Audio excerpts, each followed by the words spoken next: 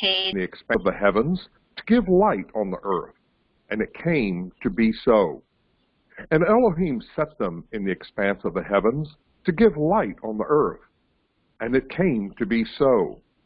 And Elohim made two great lights, the greater light to rule the day, and the lesser light to rule the night, and the stars.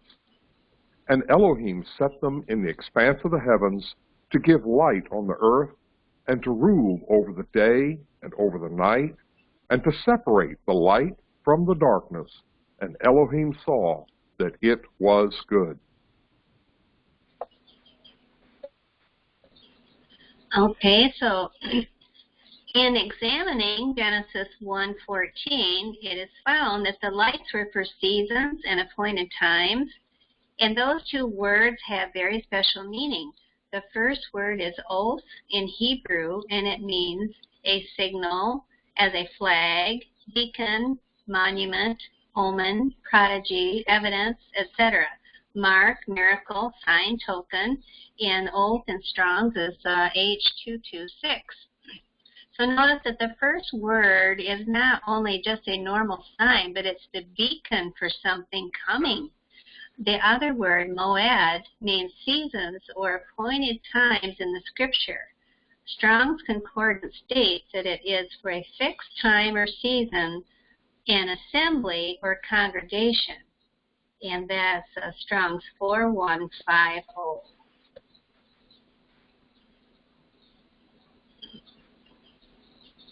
These two lights were set in the heavens to be used for beacons at the time of the appointed worship of the Creator.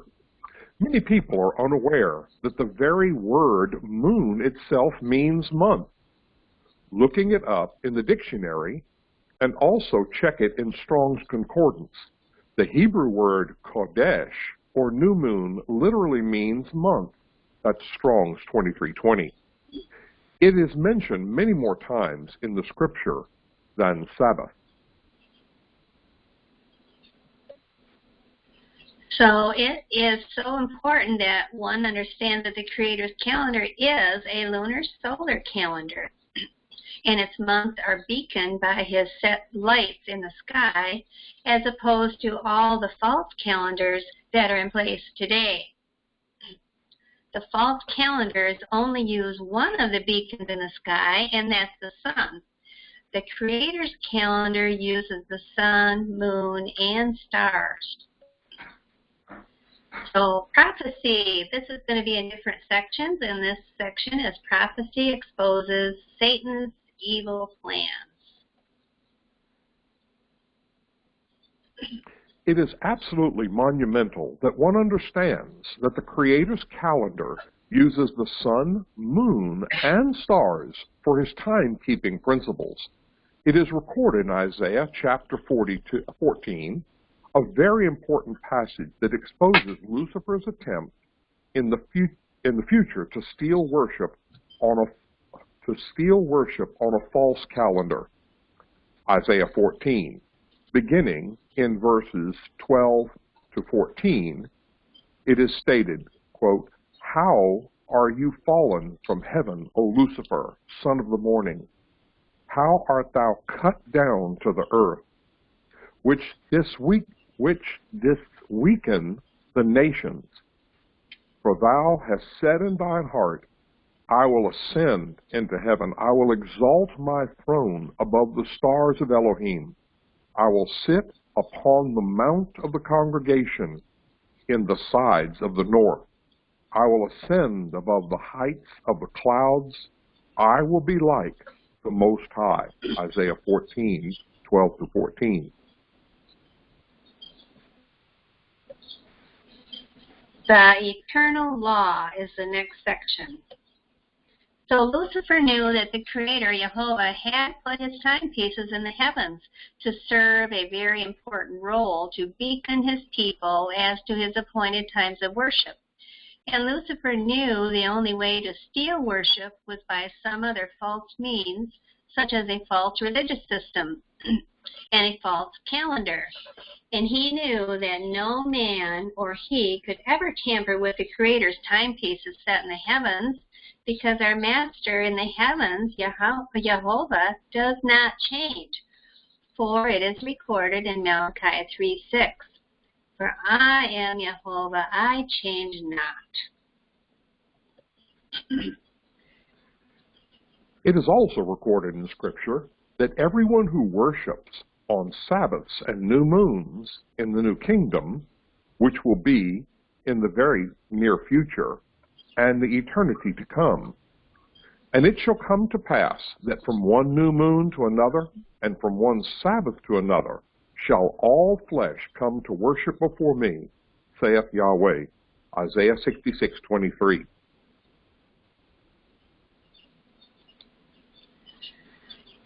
So the Creator set his timepieces in the heavens as declared in the beginning in the book of Genesis. For eternity they will serve the same role as they always have. Lucifer has caused man to stumble in the path of righteousness and from the Creator's commandments by false calendars and false religious systems. There is only one way into the kingdom of heaven. It is through Yeshua, Messiah, in keeping the commandments of our Father in heaven. One of those commandments is the fourth commandment, and it's very specific to the Sabbath. It is also important to know what calendar to use to find that Sabbath day.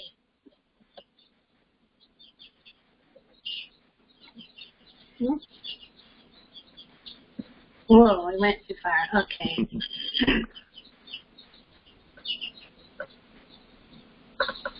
It is recorded in Matthew 5:17 through 19, that the Messiah stated, quote, "Think not that I came to destroy the law or the prophets. I am not come to destroy, but to fulfill. For verily I say to you, till heaven and earth pass, one jot or one tittle shall no wise pass from the law, till all be fulfilled. Whosoever therefore shall break one of the least of these commandments, and shall teach men so shall he be called the least in the kingdom of heaven. But whoever shall do and teach them, the same shall be called great in the kingdom of heaven." The Messiah kept the Father's Sabbath day, and he also kept the Creator's calendar. It's important to follow the Messiah today and follow the Creator's calendar and not Lucifer's false calendar. So here's a verse most everybody knows, Daniel 7:25, where Daniel warns that Lucifer, through other means, would attempt to change the calendar of the Creator, and he shall think to change times and laws. This is important to understand because in Revelation 13:3, it is found that there will be those that wander after the beast. Is it possible that to wander after something may mean that they wander after a false calendar? Will the majority of people be observing a false calendar that is put in place by the beast system? Here is some history of the Creator's calendar we're going to go through. By reviewing the history of the Creator's calendar, one can appreciate the importance of the true calendar of the Creator, Yahweh. In exploring the Creator's calendar and its history, it is discovered that the new moon days, Sabbath days, and the appointed feast of the Creator are linked together. The Creator set his appointed feast, new moons, and Sabbath days in a calendar format that does not change. This will be demonstrated by the immense amount of scripture concerning the calendar that is collected in the Bible today, beginning at creation and moving forward to eternity. So, in examining the history of the Creator's calendar, one must keep in mind that the Sabbath, new moons, and appointed feasts walk hand in hand. Also, upon closer observation of the Scriptures, it can be demonstrated that by history, and by the scriptures that the calendar of our Creator is a lunar-solar calendar. And our example of history is the Universal Jewish Encyclopedia, Volume 5, page 410. Quote, Sabbath and new moon, Rosh Chodesh, both periodically recurring in the course of the year. The new moon is still, and the Sabbath originally was, dependent upon the lunar cycle, unquote. As with all recorded history, everything has a beginning. The Creator's calendar has its beginning in Genesis chapter 1, verses 14 through 18. Now in reading Genesis 2, 1 through 3, it is found that the very next act of Elohim, it is found that the very next act that Elohim did was rested on the Sabbath day. It is recorded, quote, thus the heavens and the earth were finished, and all the host of them. And on the seventh day Elohim ended his work which he had made, and he rested on the seventh day from all his work which he had made. And Elohim blessed the seventh day and sanctified it, end quote, because that in it he had rested from all the work which Elohim created and made, end quote. So, okay, a biblical month in Scripture. Oh, I got something in front of my screen. Beginning of every month starts with New Moon Day, beginning on the 1st, followed by 4 complete sets of weeks, which end on the 8th, 15th, 22nd, and 29th days of the month. And the month will be explained more fully upon reading further. But, okay, I hope most of you can see this that are here in the fellowship call today and see what's up on the screen. There's a Creator's calendar. It shows New Moon Day as day 1, and all the Sabbaths as 8, 15, 22, 29. There's 6 working days and a Sabbath, 6 working days and a Sabbath. And on the other side of the screen, it shows the phases of the moon, which are a week apart. And they're the quarter phase, the full moon phase, the last quarter, and the dark moon phase.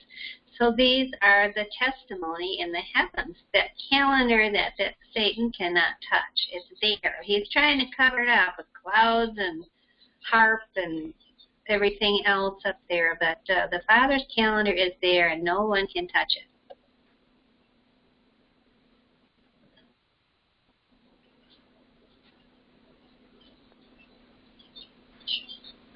From the beginning of creation down to the time of Abraham, the patriarchs kept the Creator's calendar.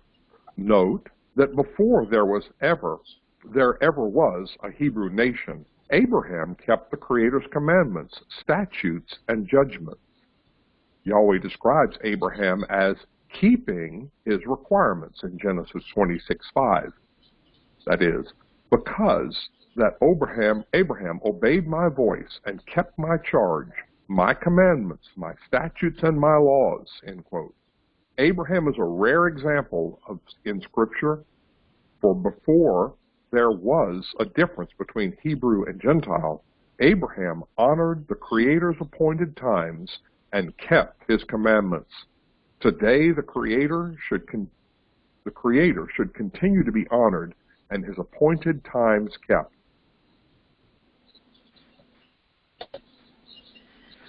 So, I have something on my screen. So it should be noted that in Mark 2:27 that the Messiah stated, the Sabbath was made for man and not man for the Sabbath. Just as Abraham did in the past, so should everyone be honoring the Creator, whether one is Hebrew or Gentile. Everyone should rejoice and worship before him on his appointed days and times.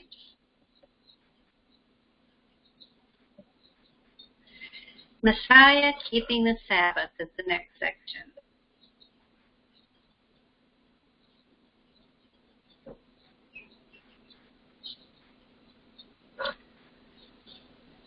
It must be noted that So I have excuse me, go ahead. Go ahead, Brother Pete. I was just going to say, I didn't hear you for a minute, so I was going to say there's a calendar up there, but please go ahead and read. It must be noted that the Messiah, Yeshua, kept his Father's commandments. He kept his appointed times, his new moons, and his Sabbaths. Nowhere is it found in the recorded books, the Bible, or history that Messiah ever kept a different timekeeping principle other than the Creator's calendar.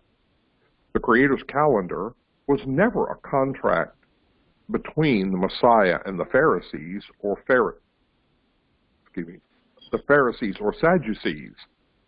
Although many issues arose that caused conflict, the Creator's calendar was never one of them. At the time of Yeshua, the 8th-day Julian calendar was kept by the Romans, but not by the Jews. For a further study, search for information about the 8th-day Julian calendar that started in 45 BC.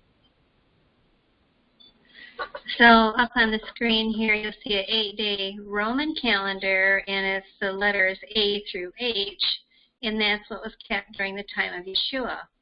And as was just stated by Brother Pete, there was no conflict between Israel and Rome about the calendar because Israel was keeping the calendar that was given to them.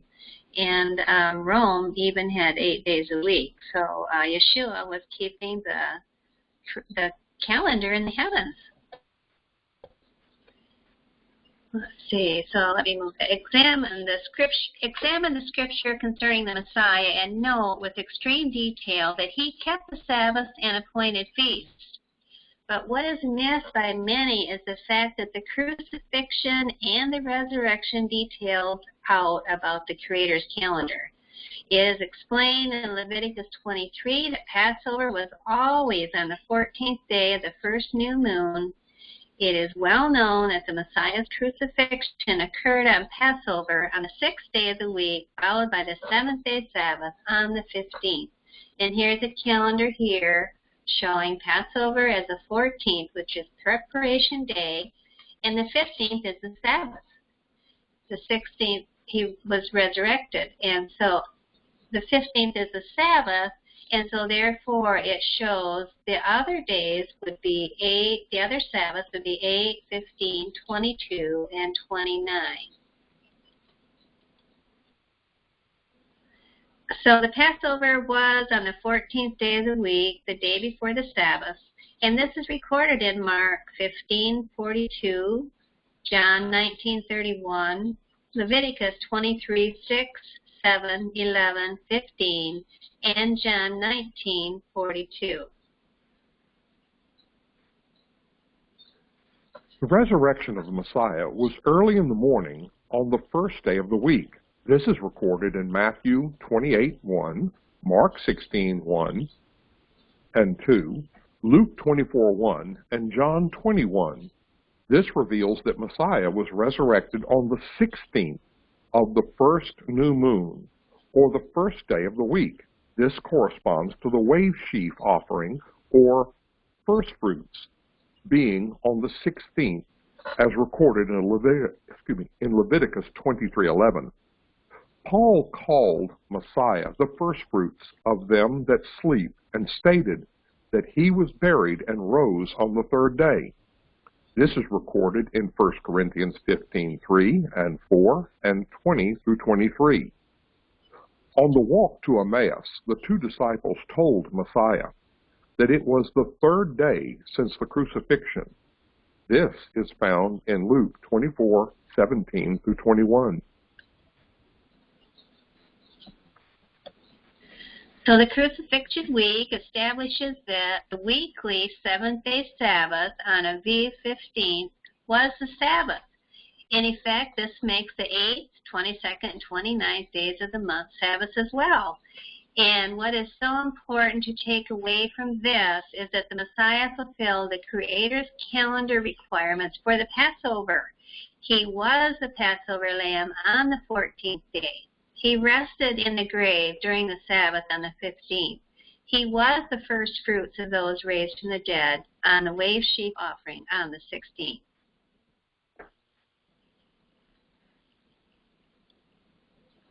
Messiah followed the Creator's calendar in his day, just as everyone should follow the Creator's calendar today.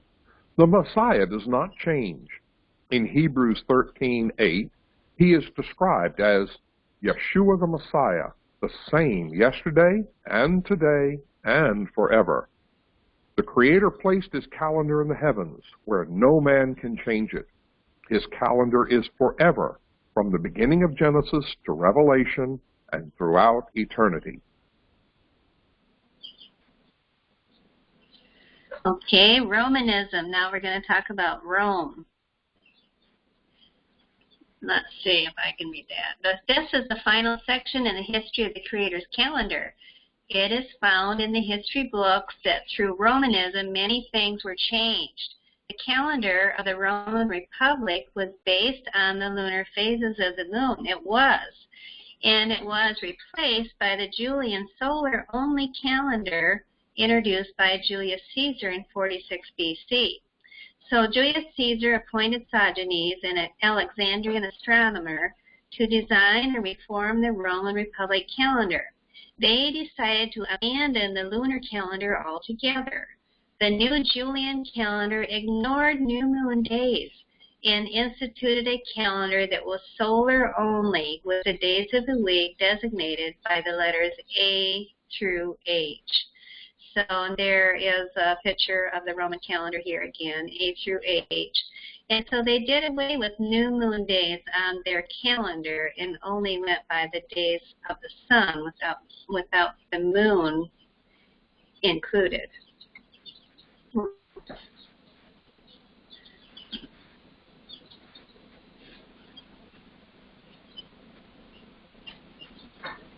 In 321 AD, Constantine changed the Julian calendar from an 8-day week to a 7-day planetary week.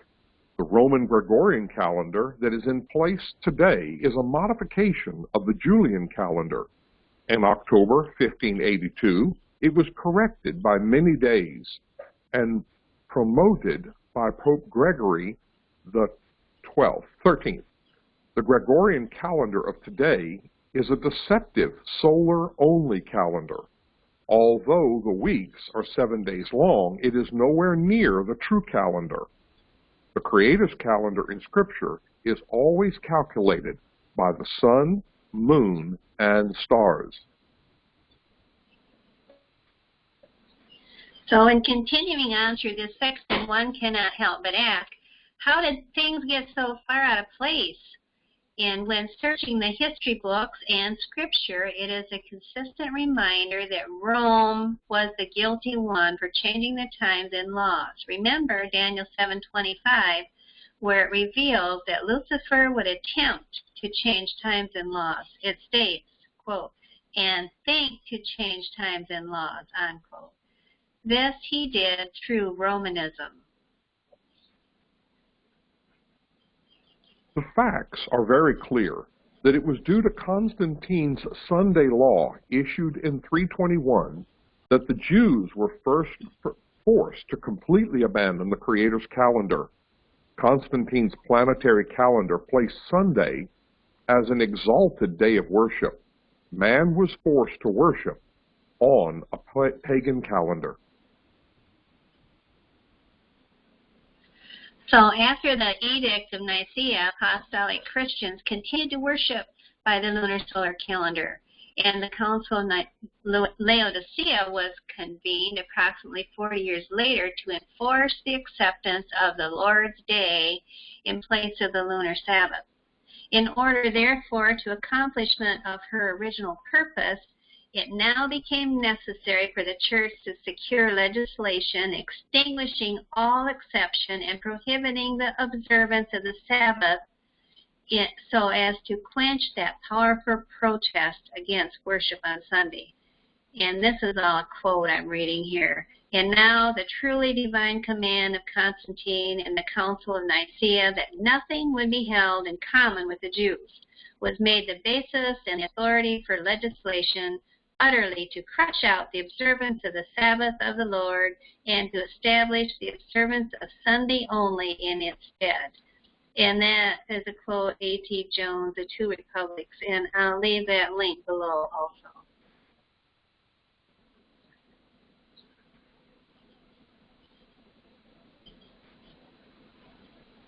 There is another important note that should be made about the planetary week that is in place today.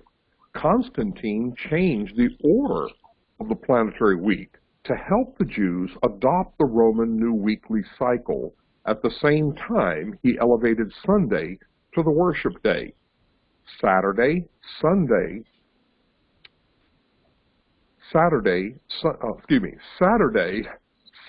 Day, was the first day of the planetary week. Saturday was moved to the 7th day of the week, and Sunday was placed at the first day of the week. Sunday, the venerable day of the sun, was exalted as the day of worship by Constantine. So Saturday, or Dies Saturni, the day of Saturn, was the very first day of the week. There's a picture up here, and you can see that with the Saturn with the sickle. And as the god of agriculture, he can be seen in his preeminent position of importance, holding a sickle. The symbol is a sickle. And next, on the second day of the pagan planetary week, is seen the sun god, with the rays of light emanating from his head. Sunday was originally the second day of the planetary week and was known as Dies Solis. The third day of the week was Dies Lunae, or day of the moon, Monday. The moon goddess is shown wearing the horned crescent moon as a diadem on her head. The rest of the gods follow in order: Dies Martis, day of Mars; Dies Mercury, day of Mercury; Dies Jovis, day of Jupiter; Dies Veneris, day of Venus; and the 7th day of the week.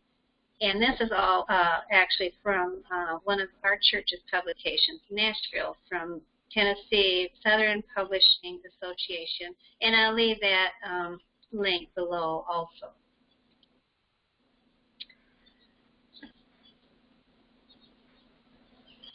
In searching textbooks and history, many examples are given of this change and how it was done, and who it was done by. One example is the Universal Jewish Encyclopedia, Volume 5, page 410. Quote, Sabbath and new moon, that is Rosh Chodesh, both periodically reoccur in the course of the new year. The new moon is still, and the Sabbath originally was, dependent upon the lunar cycle, end quote.